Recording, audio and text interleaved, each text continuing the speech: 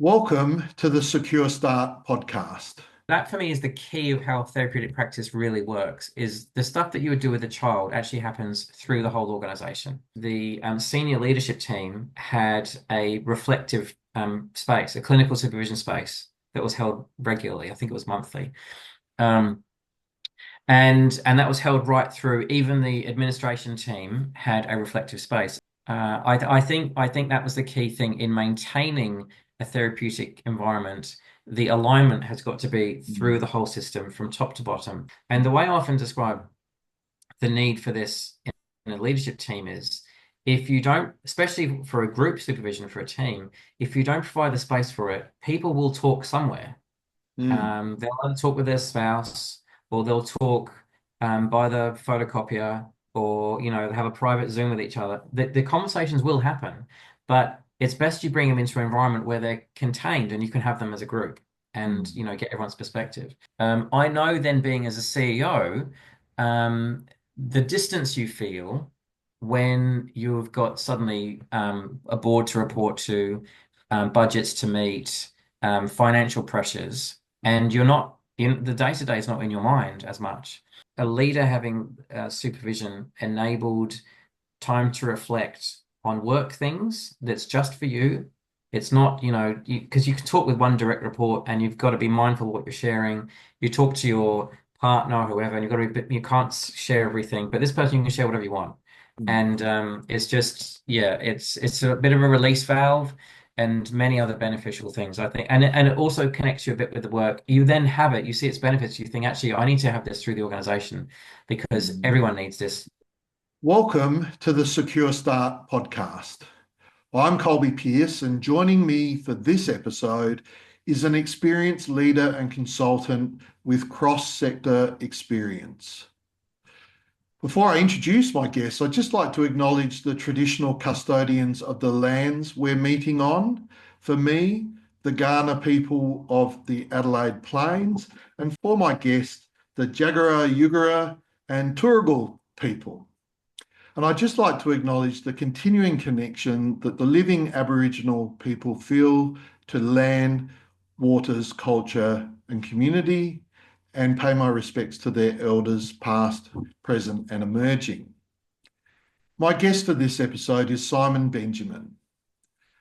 For 2 decades, Simon experienced a wide range of care models in disability, mental health, special education, out-of-home care, and Aboriginal childcare services. This included caring for deeply traumatised children in both community-based and state-run residential care homes.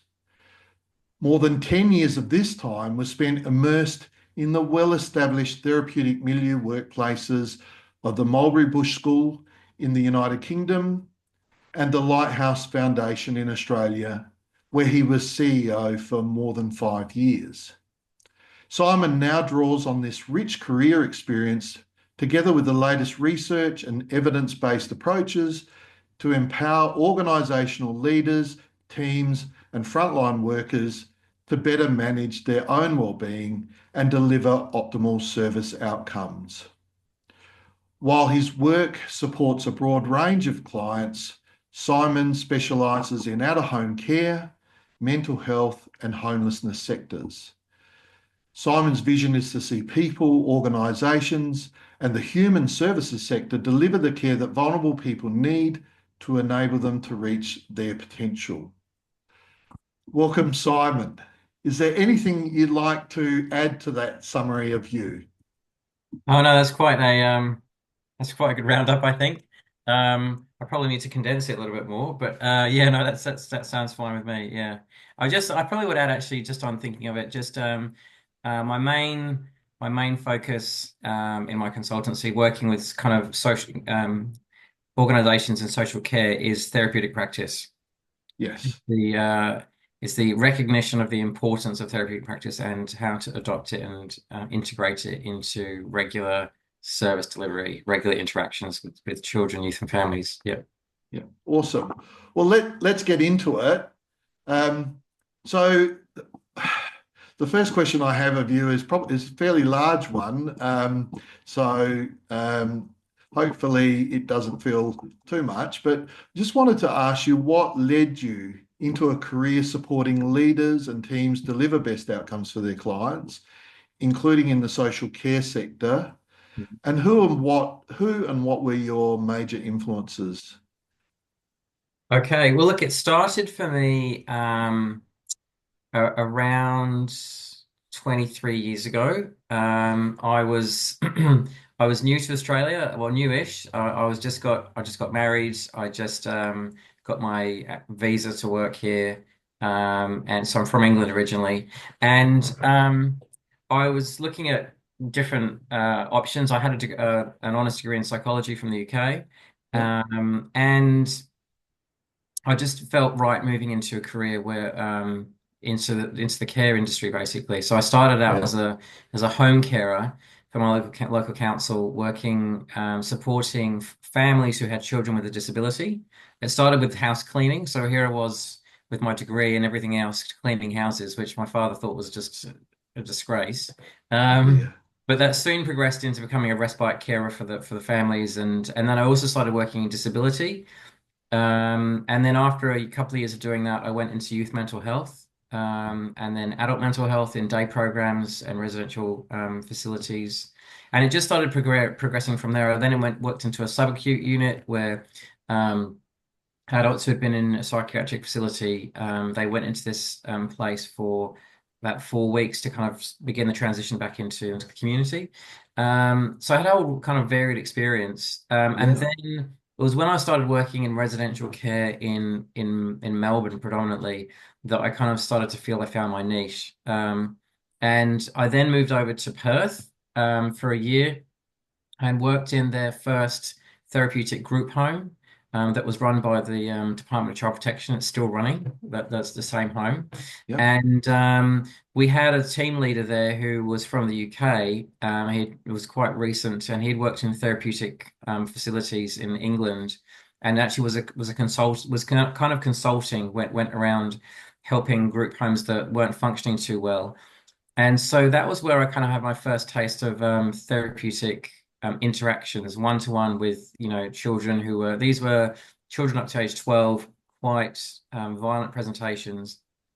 Um, and I was in that for a year. And then from there, I went to the UK and Mm. worked at the Mulberry Bush School for 4.5 years, which really was an amazing experience to see how a well-developed, well-established therapeutic organization works, um, and where their practice is from the receptionist to the CEO and everything in between, all fully aligned. And that gave me just a great experience. I was actually working in the team that worked with the families. So while a lot of work was done with the children while they were at the residential school for 38 weeks of the year, Mm. um, then they went home, and sometimes they went home to a family where the dysfunction originated from. So my work was to work with families to help them make progress also. Um, and then when I came back from there, I spent a year at the Victorian Aboriginal Childcare Agency, and then I went to Lighthouse Foundation. And so, yeah, I think the thing that got me into it was when was working in that relationship with children and youth, where you actually build trust and take them on the journey or walk with them while they're experiencing their own change and self-discovery about things that have impacted their lives. Mm. Um, so then when I moved into a CEO role, it was quite different. I was no longer, interacting or, supervising carers or directly working with youth and children. And I then, we went as a in leading an organization, it's a whole different set of skills to learn. And um, coming out from the other side of that, it was a great experience. We grew the organization; it kind of doubled in size financially. We started a foster care program that was new to the organization, adopting a therapeutic approach that was new to the sector. It had some variations to existing programs. Um, and it was when I left that role and that I saw how um, the the core work of therapeutic practice, which is about, the interactions really, comes the interactions with children, youth, and then within teams, is based on things like establishing trust. So you need to establish trust with you call it your client or your participant or just the child or youth or family. And then to do that, you have to have a level of vulnerability yourself to demonstrate in a professional capacity.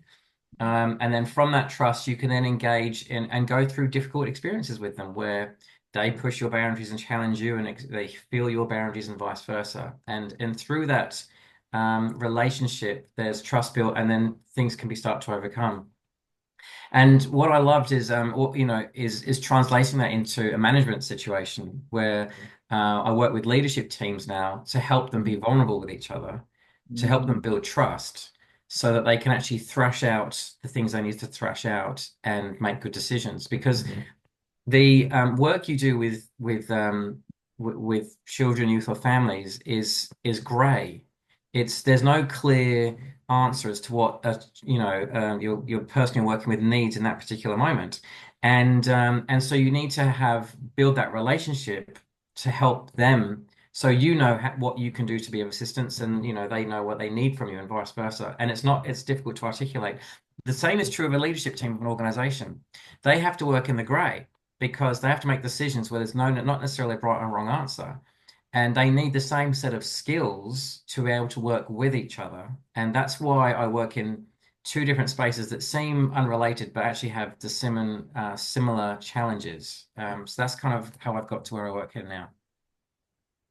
Fantastic. Quite the varied history. I mean, you really basically, if it, in a journalistic world, it would be from the, I guess, from the floor up, the male person or whatever, right up to the editor of the newspaper, and then freelancing after that would be a similar kind of metaphor.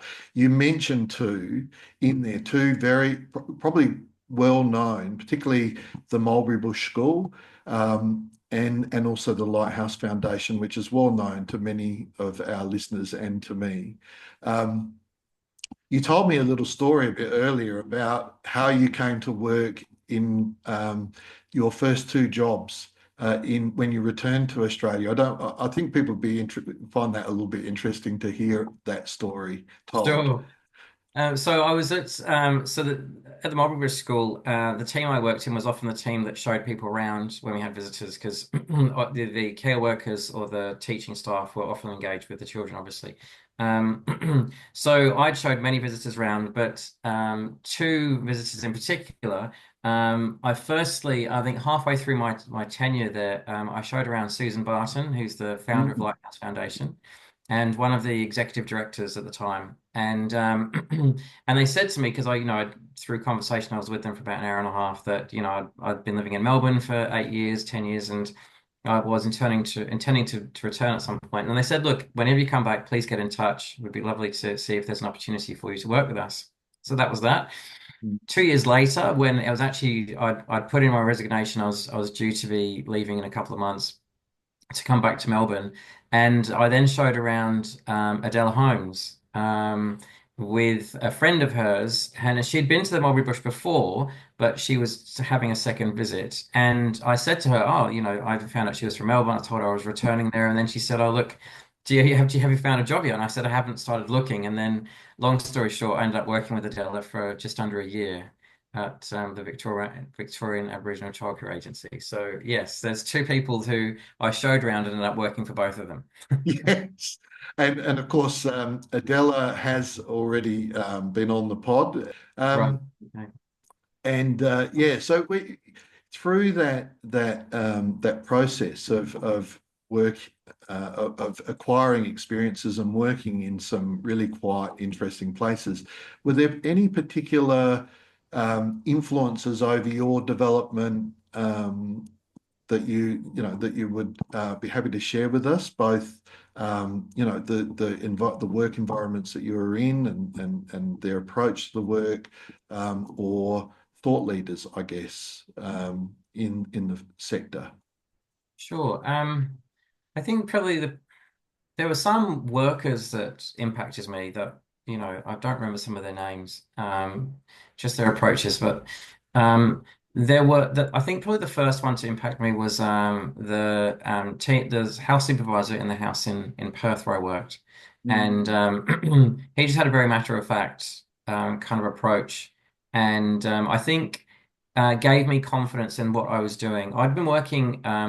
I think this is one thing I'm going to say here is probably quite key for some residential care workers, because when I first came into residential care, and I hadn't been a parent at that point. I hadn't had my Mhm. first child, and I think actually being a parent puts you in a good stead to some degree, because I didn't know what normal was. Mm.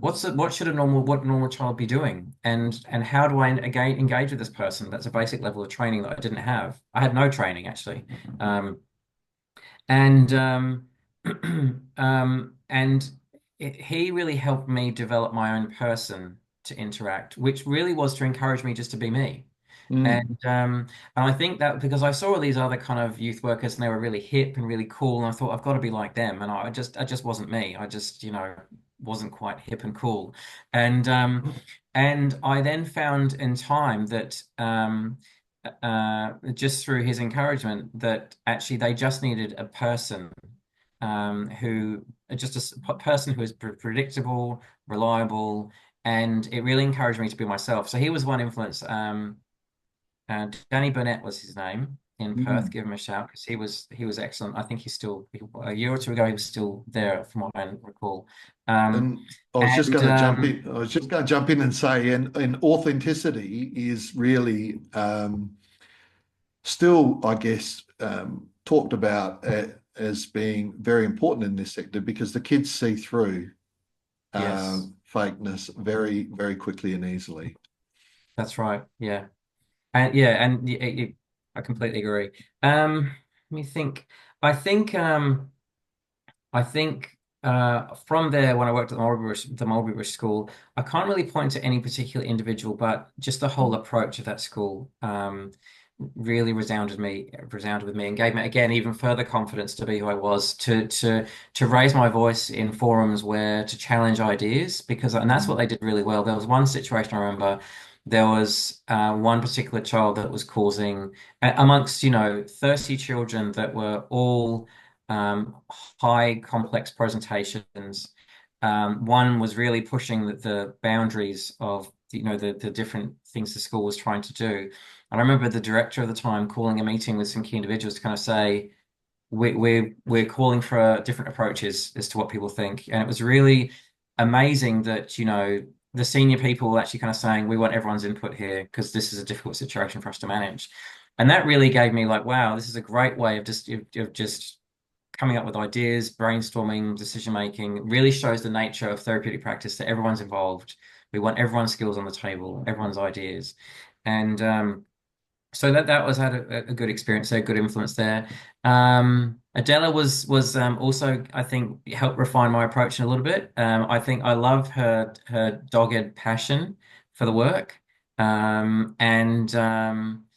how it was much more than a job for Adela and Mm. others, in particular. And I think I probably found the same in Susan Barton as well. Like, an incredible commitment, and would fight, for the kids, tooth and nail if she had to. Yes, and the others on the journey, but they're probably some of the main ones. I could probably list a few more names, but I'll leave it there for the moment. It's interesting because you mention everyone being making a contribution and kind of like an open and flat structure in a way in terms Mhm. of putting heads together. And my most recent past podcast guest was Graham Kerridge, and he's had a long and distinguished career in healthcare management internationally. But he started his professional career at the Cotswold community, where Barbara Docker Drysdale, who started the Mulberry Bush School, was the therapeutic consultant there. Mm. And what you just said about the mulberry bush, not surprise or unsurprisingly, is very similar to what impressed Graham about his work at the Cotswold community. So there's an alignment between um, those two places and their practices that um, when you think about it, if you were exposed to that, I think in around about the year 2000 or thereabouts, early 2000s, is that correct? No, for me, it was at the Mulberry Bush, 2009 to 2013. I Yeah, Well, I mean, there's 30 years difference between what yeah, Graham's describing at the Cotswold community. It really speaks, I think, to um, the enduring wisdom of Barbara Docker Drysdale, really, yeah, and others who, through those two seminal ventures, the Mulberry Bush School and the Cotswold community. yeah. So, yeah. And if I can pick up on that, I think just to pinpoint, because the articulation of I think what the keys are there is a confidence in the approach to kind of say, I don't know. I don't know Mm, what to do. I need to consult with others. And that's what I loved about that was really re encouraging in the Mulberry Bush was there was a lot of teamwork where people were just being really honest and vulnerable. I don't know what to do, or I've tried this. And even people who experienced the people at Mulberry Bush have been there like 20 years, but would still consult. And that for me, I saw some of the best teamwork I've ever experienced where in one of the teams I was in, it was actually at the point when I knew I was leaving, and mm, I was thought, and I was in the midst of thinking, oh, I'm going to so miss this because you had real people of a lot of experience just pondering and discussing ideas and how are we going to do this? How are we going to break it through? And there was so much thought that went into the children's lives that it made such a difference. It was, yeah, incredible. So I think, yeah, that vulnerability of to be confident enough to say, I don't know, that's consult. Yeah. yeah, yeah, it's wonderful. Um, I love for people to be thinking about what they're doing. Mm. Too often they, in the pressure of these complex work environments, people are looking for the procedural response, or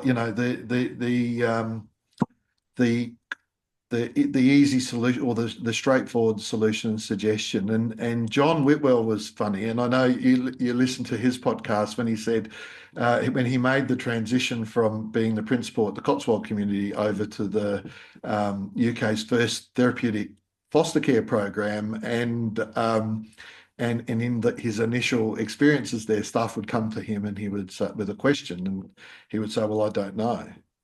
I'll have to think about that." And the staff were like, "What? Well, you're the CEO. We should be able to come to you for an answer." So, yeah, I think adopting that stance that um, all humans, all young humans, and all situations deserve a bit of thought about, in terms of how we're delivering a service to them. Yeah, that's right. And unfortunately, it flies in the face sometimes of a government funding system that Mm, wants detailed outcomes of what will happen if they invest in a certain thing. And it can be, and the meeting those two is another point of discussion. But yeah, sure. Simon, we've heard about your work in a number of organisations, including those with an overarching therapeutic model or approach. I'm really interested to hear from you about what challenges you encountered or saw in maintaining a consistent therapeutic approach or practices across organisations, and how these were overcome. sure, I think the challenge is really if you have buy-in at the top. Yeah. Organizations that so the Mulberry Bush and at Lighthouse, it needed the leaders to say this is how our organization is going to roll, and to maintain it. I think probably the strongest. This was done probably strongly at the Mulberry Bush, where they had detailed policies written up that described how they would do things, even to the point of at the Mulberry Bush, they were able to use, certainly in my day, that I was there, physical restraint of children if need be. And they had detailed policies that described how and when they would, use this and why. And it the policy read beautifully, like it was a very well thought out, and it was if it was like someone speaking to you, giving Mm. you guidance and training. That's how the policy was written. So you can tell it had been formed after, a long time, and been refined. And another practice that they had was that the senior leadership team had a reflective space, a clinical supervision space that was held regularly. I think it was monthly. Um, and that was held right through. Even the administration team had a reflective space, and they were doing no clinical work, no therapeutic work. They had interaction with the children because the children would walk through reception. So they were, even the way they interacted had Mm. importance, which is why they were part of the supervision process. So that structure was right the way through the system. The policies are right the way through the system, and I think that was the key thing in maintaining a therapeutic environment. The alignment has got to be through Mm. the whole system from top to bottom. I've seen in other organizations where I've worked where it's just the program is the therapeutic program, and the rest of the organization doesn't have the therapeutic parts to it. That doesn't work so well. And I've seen one example I can recount. I won't name names, Mm. was I was a therapeutic advisor to a residential care program, and I didn't have the final say.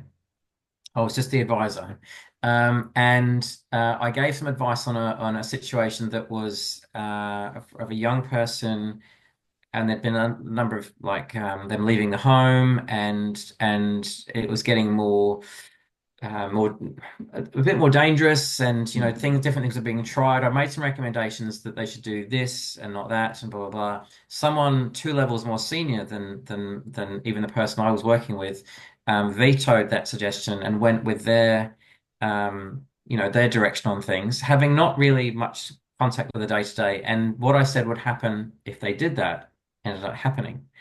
Um, and that for me is just an indicator of what happens when the whole organization is not in alignment and in the same systems. I know then, being as a CEO, the distance you feel when you've got suddenly a board to report to, budgets to meet, financial pressures, and you're not in the day to day is not in your mind as much. And then so you have this pressure and you kind of think, okay, I need to make this decision. And then I found then having that reflective group where we've got the director of care and the therapeutic input in the room helped ground my thinking and bring me back to the key of the work. And I can see how you've got great workers on the ground, great social workers who then become senior leaders, how they lose touch. And Mm. I know that some of them, go and, one CEO I met, he was going to a residential care home every month at least to go and have dinner with them to stay in touch, which I thought was just fantastic. But that can ground you to a degree, but I think having a regular thing through the system is the thing that actually holds it. Um, and the challenges are you get very busy, and often the first thing to go when you get really busy is the reflective practice because no business is being exchanged other than just each person's well-being, which is very important. Um, so it's the first thing to go. Now, what we had at Lighthouse is one, I instituted the leadership team having a regular space. It was recommended to me by my director of care, and I completely related to it, having been in her position not long before. So I agreed, and I maintained it the whole time I was there. And it was mandatory space, even for our director of fundraising, even for our head of finance. And for them, it was an uncomfortable space at the beginning because they had no idea what it was all about. But essential. So even when they were signing off, large invoices, they had an understanding as to what was going on because they were a bit more in touch with the work. So I think, and just to give one example, when things got more difficult, like especially during COVID, I was CEO during the first part of COVID.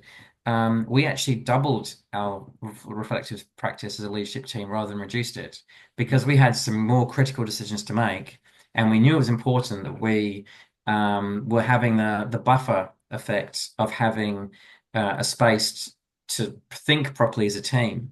The way I describe it to people is like this. I describe the work in social care, especially in child protection type work, as It's like you're working in rougher terrain, Mhm. and you wouldn't take a normal road vehicle in an off-road environment. And effectively, the kind of work is off-road environment. You would have a vehicle that's got a four-wheel drive with higher suspension. And I find what happens is if you don't have things in place like reflective practice through the whole system, ongoing training, not once in a year training, ongoing training, as mandatory things that for your team, then you're basically stripping off the increased suspension, you're stripping off all those features, and you're sending a road car into an off-road environment. And what happens? It gets bashed up, basically.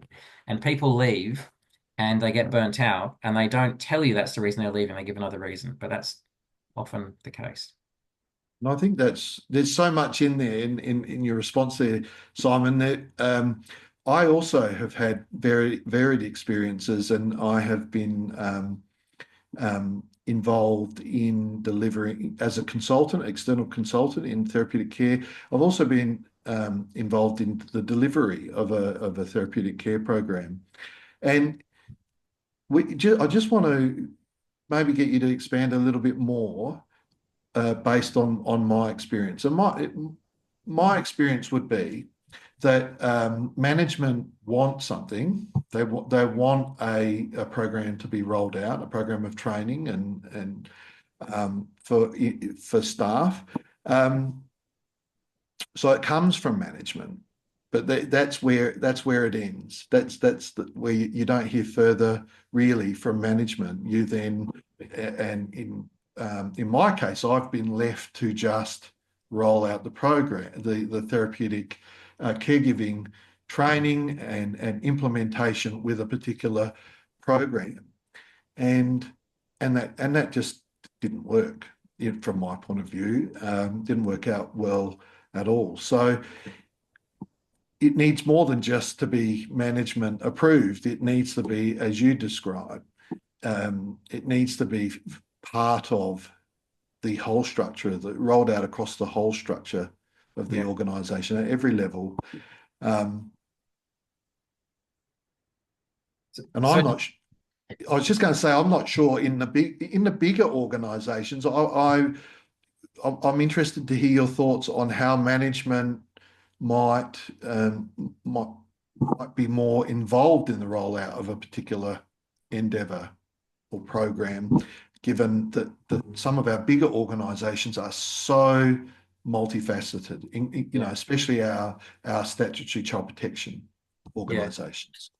Well, I know, look, I don't know a lot of the detail behind models like, for example, the sanctuary model. I know that their process has a lot of change management features in where they consider it a change management process, which is actually really what it is. So you're effectively bringing in a cultural change to an organization of the way it works. So it kind of requires the leadership to drive it. And if the leadership aren't really involved, then for me, I just, make very clear what will happen if they're not involved. That it will be an investment that will peter out after a certain amount of time, and they'll end up cancelling decisions that they kind of initially went ahead for and not see how they've got from A to B, but they've got there. Um, so yeah, it is very much because it's a different way of working. It's a retraining. It really is, and I think the intention is often good. We want these children healed, or we want them on a better life trajectory, or the start of a better life trajectory. So go and do that. But there's often sometimes the you hear this a lot for people who don't know the implications of things. Is there's sometimes a notion of can you just go and fix these children? And this program will fix them. Mm, And it's and it's just not to do that. Like you don't go to the doctors to get fixed. You go there to be healed and treated, and that's actually like we kind of use that kind of language. mm. And yeah, so I think there's a lot more involved. It has to come from the top. And I think sometimes, in terms of engaging with an organization, it's if a consultant, I'm not saying I do this or that others could say, if your leadership don't buy into this, I won't work with you because there's no point. It's a waste of time. Exactly. That was exactly, it was like you were reading my mind. I was thinking there's no way I would go in and as a consultant or even to roll out a program without the leadership participating in it again. Yeah, because you put so much of your wisdom, your knowledge, your acquired knowledge, and you put so much heart into the endeavor, and when it doesn't work out, that's very painful, I guess. Certainly was for me to have that experience in this sector. Mm. Yeah. And I think also saying no when they want you to say yes is is in some ways, when you say no to them, it's kind of saying, actually, no, this takes you to, even if it takes another 6 months or a year to decide if you will probably want to do it, it takes your full commitment. Otherwise, it's not going to work. I think they're really awesome points. Um, Yeah. How do you reconcile that? Sorry, these are questions without notice, but there's also, and I've been guilty of it at times, a school of thought that is that you achieve change bottom up, or that you try to, and I kind of try to do that in my work. I try to capture the hearts and minds of the workforce in this sector through not just podcasts like this, but YouTube videos that I make, writing, books, that sort of thing, and try and facilitate an embryonic, bottom up, ground up progression towards a more trauma informed organization. Well, I think, I mean, look, it really depends on the organization. I think, if you don't have the buy-in from the top, but you start working on the ground, it could be that the whole organization starts to shift in that direction. It's just whether the leadership provide the authorizing environment Mm. for the said program to do what it needs to do. And I think then it then needs the people in that program to be able to articulate what they're doing in such a way where it's properly communicated and received to the leadership. So I think, yeah, I mean, I wouldn't turn away if someone said, look, we want to train this thing, because I think, like you say, there's a hope that it will start to progress through. And it really would be on things being properly, documented, recorded, and there being, th there being some not results, but some progress in the lives of the children, where people go, actually, we're seeing like incidents reduce. We're seeing people, the school attendance picking up, if that's been an issue, or different things. And then kind of go, okay, what is this? How is this turning around? And then it could be that will start to enthuse the more senior levels, Yeah. Yeah. to take another look. Mm.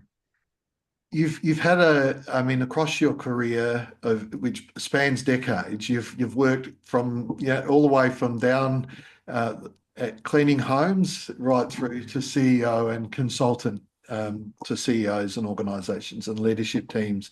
I'm just wondering if with all that wisdom that you've gathered, is there something that you would like to see happen in a cross-sector way that will help to realize the ambitions of all involved of better outcomes for the young people that we deliver services on behalf of? Sure. I think when being in the role of CEO, I was fortunate enough to be recruited in Victoria to like a working group of 12 leaders. At the time, it was 2016. It was under there was a roadmap to reform the child protection system, and it was originally designed that it was like a co-design. It was actually probably in the end we were more consulted as opposed to designing, but. And it gave me, I was on that for a number of years, and it gave me an overview as to why the sector looks at different things, to different models and everything. And what I kind of realized was that therapeutic care is not really understood in among CEOs. There's the people that kind of sit through the training, kind of they might say that we've got trauma informed programs and it's trauma informed and the whole thing. And I think that's become I'm sad to say, a bit of a cheap word now, because most Mm. people can experience a bit of training and say that they're trauma informed. It's whether I mean, I know there are other organizations who've broken this down. I think it's been good that, you can be trauma aware. Mhm. But then are you actually, trauma practiced, and those different things? And I did some work myself on what actually does therapeutic mean? Because one forum I was in, the government minister at the time wasn't in the forum, but I was told by someone who connected with them quite frequently that the government ministers didn't believe therapeutic practice worked. And I thought, how has that happened? Um, Obviously, what's been represented to them, it must not have been genuinely therapeutic. Um, and what that shows to me is, among many other things I've seen, is there needs to be some agreed standards of what therapeutic care is. What I did like in England at the Mulberry Bush School was there was the Mulberry Bush were involved back then. I'm not sure if they are still now. It's called the therapeutic communities, and I think it's called the community of communities. And they basically peer reviewed each other on a regular cycle to check their policies, to check their different parts of their practice and everything to actually be accredited as a therapeutic community. I think that needs to be happening certainly in Australia and probably internationally, where there are agreed standards that if you're not following these standards, then you're not therapeutic. Because for me, therapeutic and not just trauma informed, but therapeutic. And by therapeutic, I mean it's kind of borrowed from my understanding is borrowed from the medical term relating to medication. When you have take a medication, it reaches its therapeutic level when it's starting to impact, and it has an impact on the disease or condition it's treating or fighting. So, and that therapeutic level is dependent on how much you weigh and different things. I could take the dose of a child for a particular medication, and it won't have won't reach its therapeutic level for me.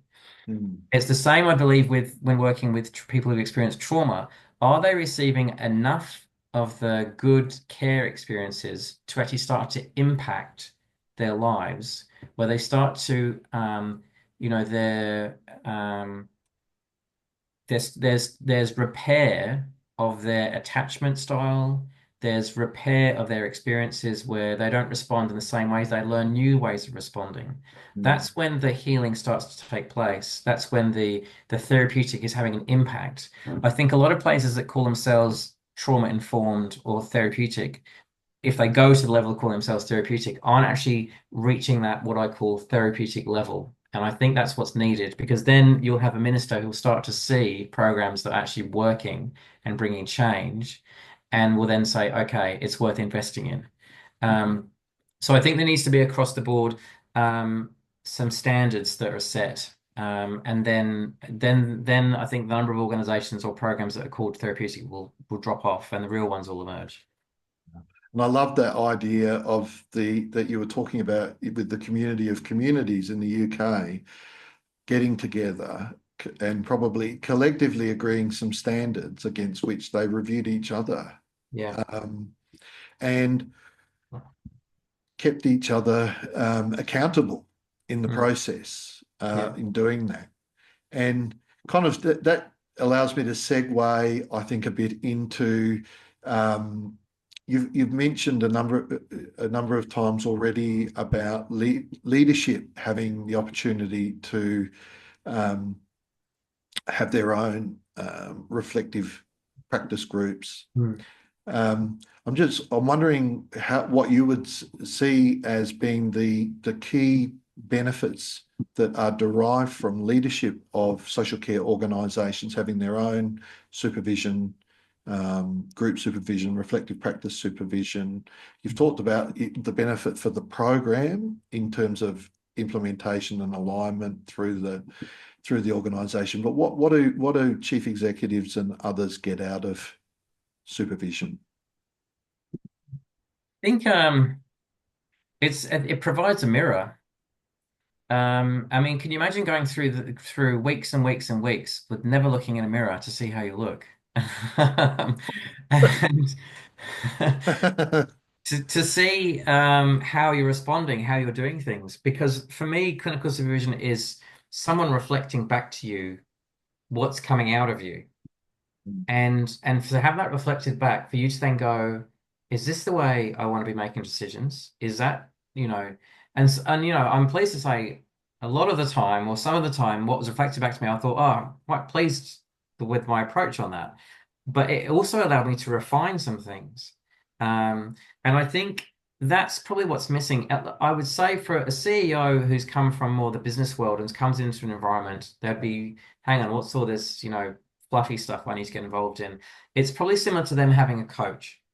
Mm. Because a coach, I had a coach as a CEO, and incredibly helpful because they get to it's like a sounding board, and it's many different things. And I think probably the clinical space is similar in many respects, but also gets down to you being in touch with what's going on inside with you. Especially when it comes to decision making, sometimes you have a lot of tensions to hold. Your communication has to be very measured in different forums, and you're holding on a lot of stress that you're often not aware of, or you are aware of, but not how much is impacting different things that you're doing. And the way I often describe the need for this in a leadership team is, if you don't, especially for a group supervision for a team, if you don't provide the space for it, people will talk somewhere. Mm. They'll either talk with their spouse, or they'll talk by the photocopier, or have a private Zoom with each other. The conversations will happen, but it's best you bring them into an environment where they're contained and you can have them as a group, and Mm. get everyone's perspective. And I think the same. It as a leader having supervision enabled time to reflect on work things that's just for you.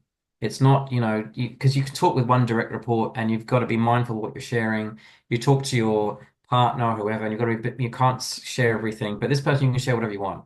Mm. And it's just, yeah, it's a bit of a release valve and many other beneficial things, I think. And it also connects you a bit with the work. You then have it, you see its benefits, you think, actually, I need to have this through the organization because Mm. everyone needs this, yeah.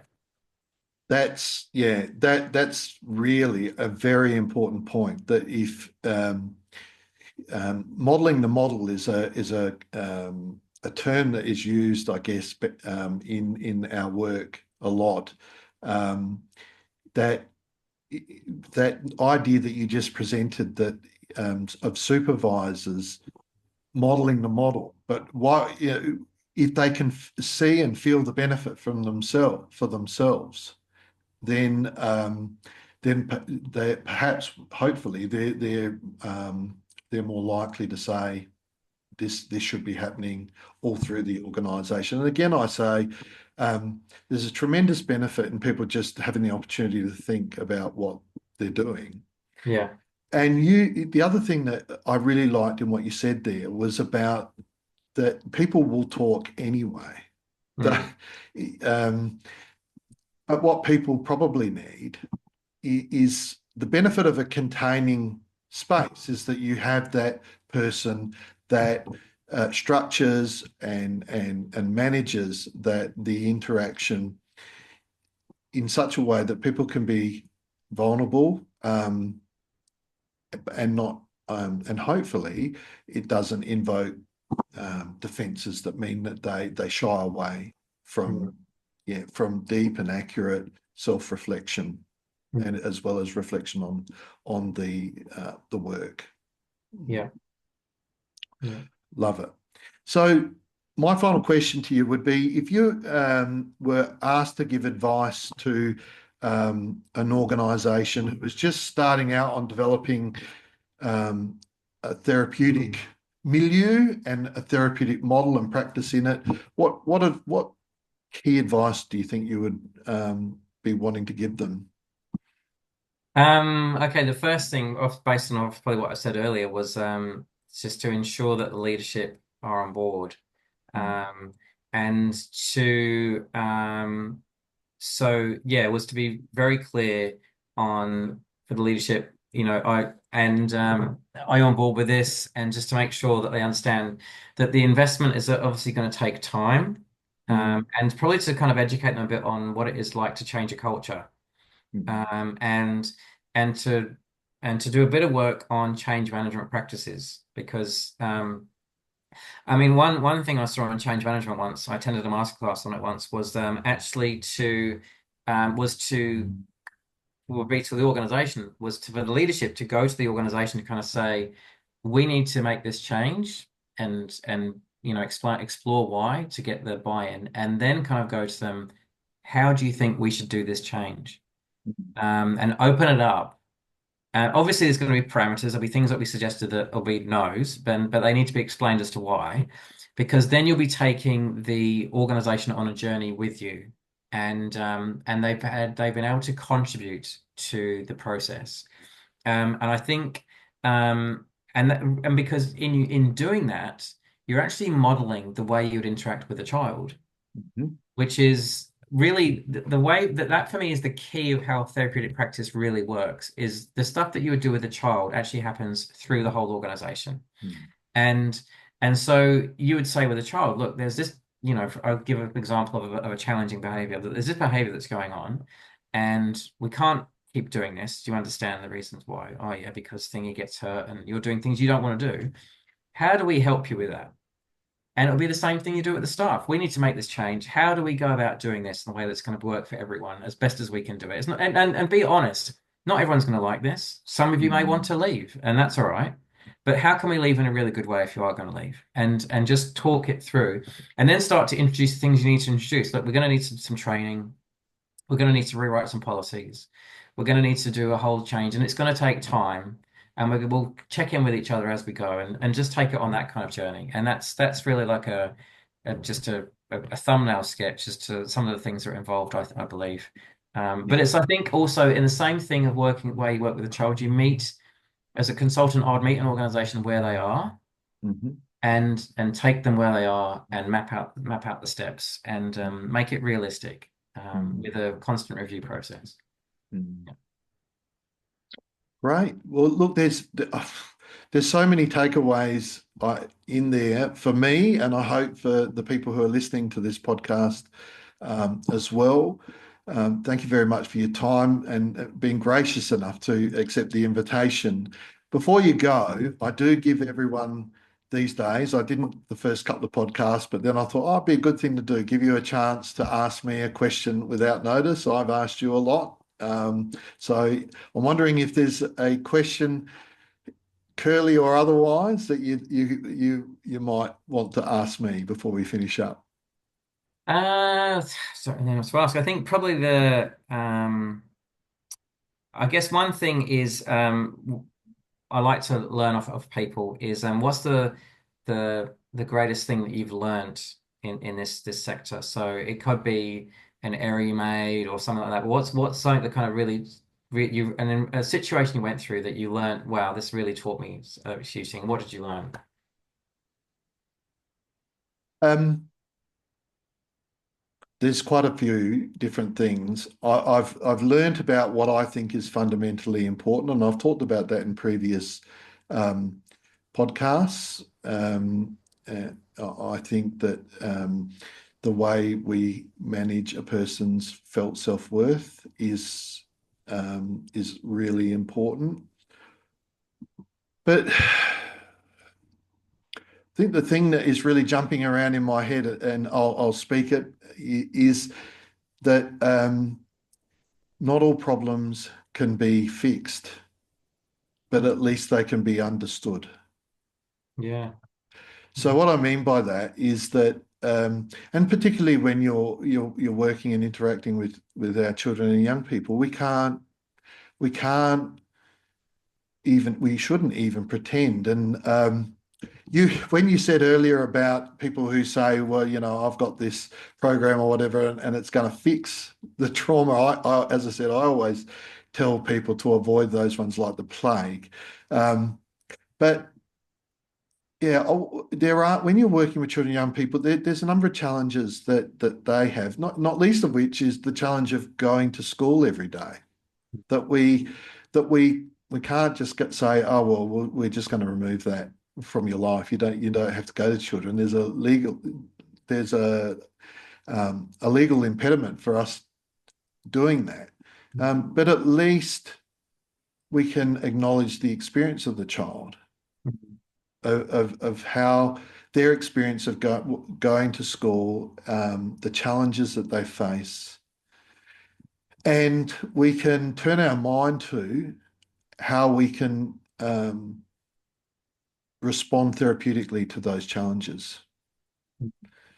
I think I think what I've the greatest intervention, I think, is to be able to communicate understanding of the person in our thoughts, in our actions, and in our words, in our actions, and in our expressed emotions.